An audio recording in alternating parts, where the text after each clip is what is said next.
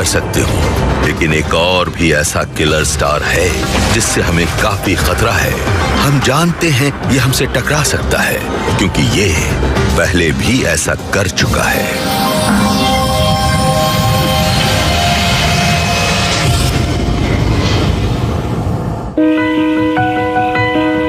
मार्च 2008। Stars पर नजर रखने वाले तब हैरान रह गए जब आसमान में एक हल्की सी लाइट दिखी और फिर 1 मिनट से भी कम में गायब हो गई। इन लोगों के लिए ये एक खास मौका था, लेकिन ये रिमाइंडर भी कि यूनिवर्स में मौजूद सबसे पावरफुल किलर स्टार्स हमारे प्लेनेट को निशाना बना सकते हैं। इस कॉस्मिक सुपर वेपन को गैमा रे बर्स्ट कहते हैं। अगर आप किसी ऐसे डेथ स्टार के बारे में सोचें जिसकी पावरफुल बीम पूरे के पूरे प्लैनेट्स को तबाह कर सकती है, तो मुझे सबसे पहले एक गैमा रे बर्स्ट का ही ख्याल दिमाग में आता है। गैमा रे बर्स्ट्स, ये कॉस्मिक रे गन्स सबसे ज्यादा पावरफुल हैं। ये यूनिवर्स में मौजूद मोस्ट डेडली वेपन है। किसी गैमा रे बर्स्ट के जेट्स ज्यादा देर तक नहीं रहते, ये बस कुछ ही मिनटों में खत्म हो जाते हैं। लेकिन इस टाइम में ही ये 100 ट्रिलियन न्यूक्लियर वेपन्स जितनी एनर्जी हर सेकेंड रिलीज करते हैं, और वो भी 100 बिलियन ईयर्स तक के लिए। Gamma ray burst high energy light की सुपर हाई कॉन्सेंट्रेटेड बीम्स हैं। इनमें इतनी ताकत होती है कि आसपास मौजूद प्लैनेट्स को खत्म कर सकती है। ये सुपरनोवा जैसे होते हैं, इन्हें सुपरनोवा कहना बेटर होगा। आइडिया ये है कि अगर किसी स्टार के एक्सप्लोड होने पर डेब्री हर डायरेक्शन में उड़ने की बजाय सब तरफ न फैलें, बल्कि एक ही डायरेक्शन में उड़ें, जिससे इसका सारा मटेरियल एक ही तरफ फोकस हो जाए और वो एक्सप्लोजन साइट से किसी बीम की तरह निकले। यहां जरूरी बात यह है कि हम किसी ऐसी चीज की बात नहीं कर रहे जो स्फीयर की तरह फटे और इसकी एनर्जी हर तरफ फैल जाए। गैमा रे बर्स्ट बीम जैसा दिखता है, इसमें सारी एनर्जी तो होती है, लेकिन ये एनर्जी सीधी हमारी तरफ फोकस्ड होती है, इसीलिए वो इतनी पावरफुल होती है। ईयर 2008 की गैमा रे बर्स्ट सीधी अर्थ से टकराई थी, लेकिन ये इतनी दूर से आई थी कि इसका असर हम तक पहुंचने से पहले करीब करीब खत्म हो गया था। एस्ट्रोनॉमर्स ने फौरन ये कैलकुलेट कर लिया कि बीम कहां से आई थी और उन्होंने यूनिवर्स के एक दूर के हिस्से की लोकेशन को पिन पॉइंट किया। कमाल की बात है कि इस कॉस्मिक स्नाइपर की ये बुलेट 7 बिलियन ईयर्स से स्पेस में ट्रेवल कर रही थी, यानी हमारे सोलर सिस्टम की एज से भी ज्यादा वक्त से। हम एक ऐसी चीज की बात कर रहे हैं जो इतनी पावरफुल थी कि आप उसे सिर्फ अपनी आंखों से भी देख सकते थे, जबकि ये 7 बिलियन लाइट ईयर्स से भी ज्यादा दूर थी। क्या आप सोच सकते हैं कि कोई इतनी एनर्जेटिक, कोई इतनी वायलेंट चीज आसमान में एक मासूम सितारे की तरह ट्विंकल कर रही हो? एक सेकंड के लिए इस बारे में सोचिए। ये चीज इतनी चमकदार है कि आप इसे सिर्फ आंखों से देख सकते हैं, फिर भी ये नजर आने वाले यूनिवर्स की आधी दूरी पर है। ईयर 2008 में हम लकी रहे। अगर इतनी ही gamma ray burst few thousand light years के डिस्टेंस पर एक्टिव हुई होती तो अर्थ का एटमॉस्फेयर प्लाज्मा में बदल जाता। लेकिन अभी के लिए तो हम सेफ हैं, है ना?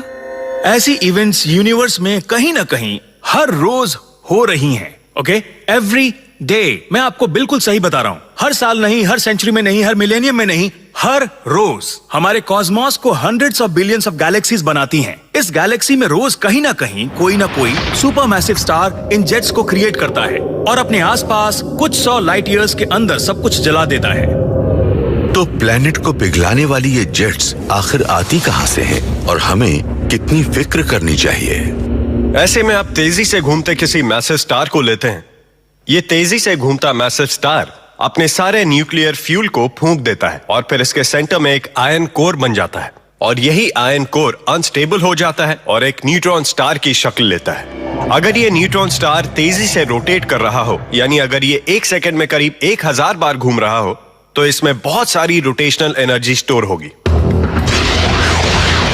इस स्टार के श्रिंक होने पर ये एनर्जी कॉन्सेंट्रेट होती जाती है।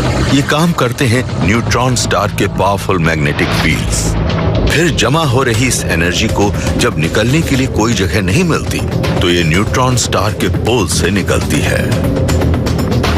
इसका जेट ऐसे ही निकलता है जैसे किसी ट्यूब में से टूथपेस्ट बाहर आता है। ये जेट हर डायरेक्शन में स्टार से निकलने लगता है और जैसे एक मैग्नेटाइज्ड बॉम्ब को एक्टिवेट कर देता है। उससे फिर ये जेट्स बनते हैं जो स्टार के दोनों नॉर्थ और साउथ पोल से निकलते हैं एक ही डायरेक्शन में।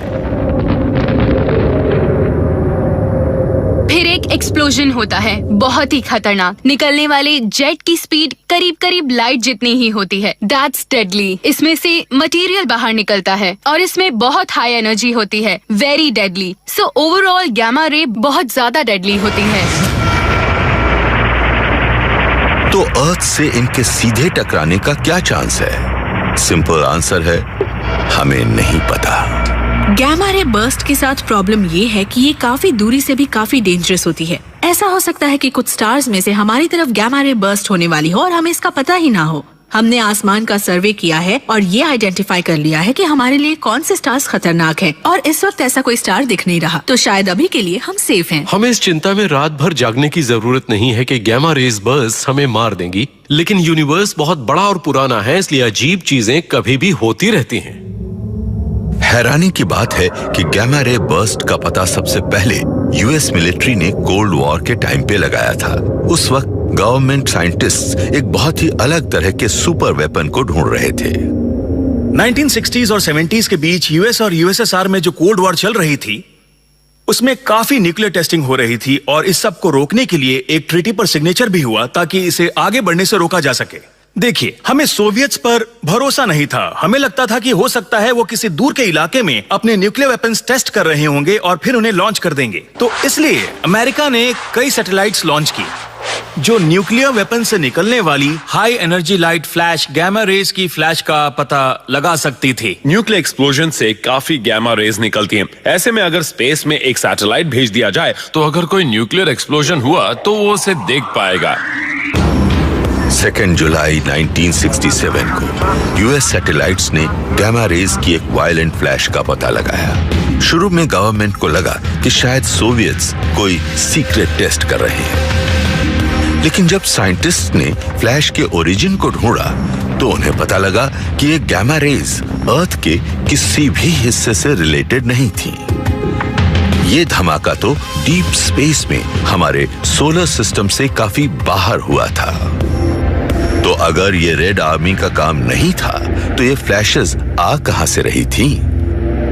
उस वक्त कोई भी ऐसी जानी पहचानी चीज नहीं थी जो गैमा रेज की एक ऐसी फ्लैश जनरेट करती जो सिर्फ कुछ सेकंड्स तक दिखती और फिर गायब हो जाती। और ये सैटेलाइट भी हमें बिल्कुल यही चीज दिखा रही थी। कोई नहीं जानता था कि आखिर ये चीज है क्या ये फ्लैशेस गैलेक्सी में आसपास से आई थी या ज्यादा दूर से आई थी? फिर पता ये चला कि ये सिर्फ दूर से ही नहीं आई थी, बल्कि ये हमें नजर आने वाले सबसे दूर के ऑब्जेक्ट्स थे। कई साल तक इसे लेकर कंट्रोवर्सी जारी रही और फिर ये नतीजा निकला कि ये यूनिवर्स के सबसे एनर्जेटिक बर्स्ट का हिस्सा हैं और ये हम तक बिलियंस ऑफ लाइट ईयर्स की दूरी से पहुंच रही हैं।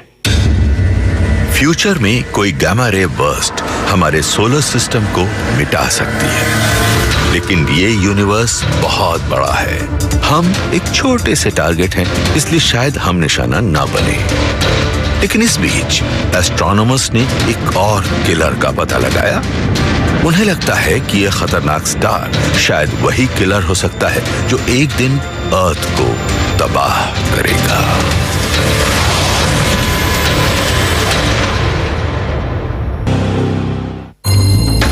अब हम ये जानते हैं कि हमारा यूनिवर्स किलर स्टार से भरा है और इस वक्त भी कोई ना कोई प्लैनेट कहीं ना कहीं जलकर खत्म होने वाला है। लेकिन अभी थोड़े दिन पहले तक हमारे पास इस मास प्लैनेटरी स्लॉटर से जुड़ा जो एविडेंस था वो इनडायरेक्ट था।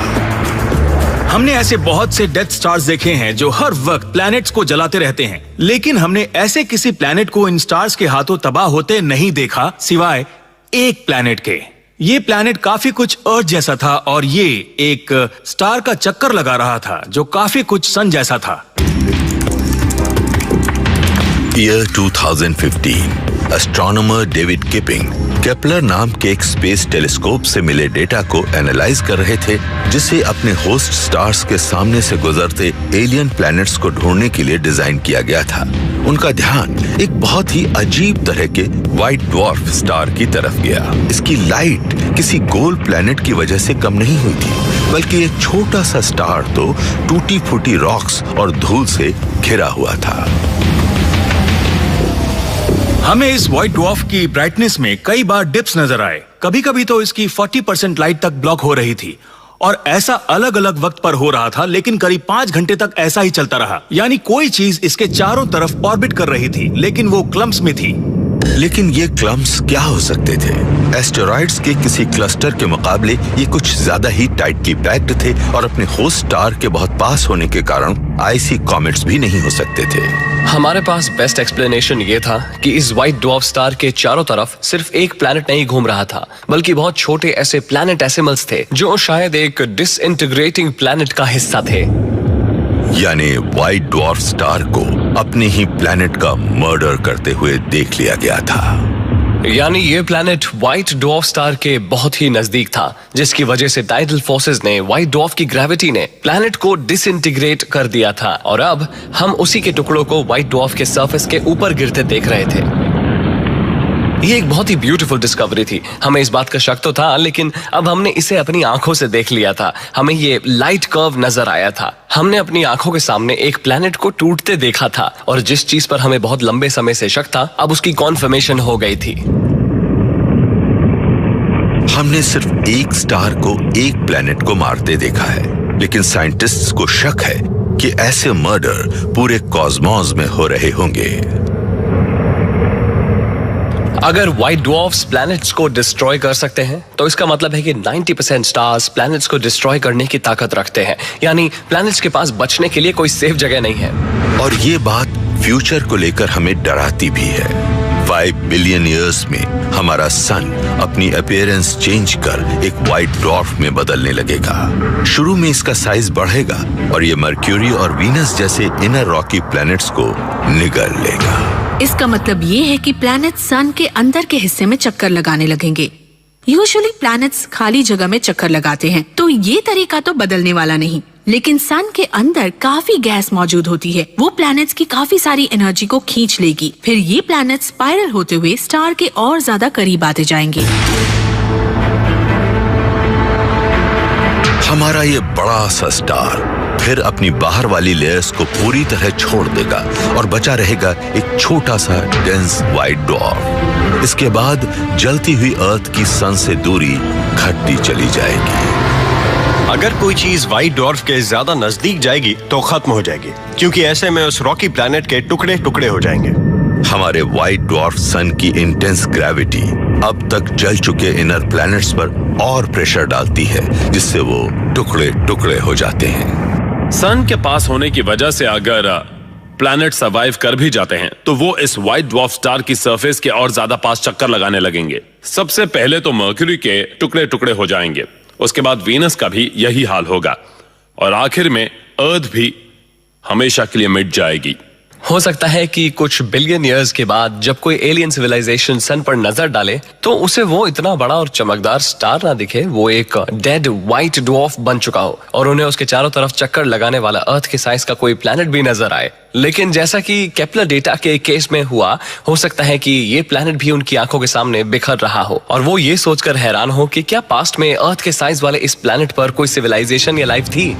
जो स्टार आज हमें रोशनी और गर्मी दे रहा है, शायद वही एक दिन हमारे प्लैनेट को खत्म करके रख दे। हमारा अपना सन ही एक किलर स्टार बन जाएगा। लेकिन इस बीच जब हमारा डेड स्टार धीरे धीरे अपनी चमक खो रहा होगा, हमारे प्लैनेट और हमारे आसपास की हर चीज को बनाने वाले एटम्स कॉस्मॉस में लौट जाएंगे और शायद नए स्टार्स इन्हीं टुकड़ों से पैदा होंगे और यूनिवर्स में फिर से जिंदगी और मौत का साइकिल शुरू हो जाएगा।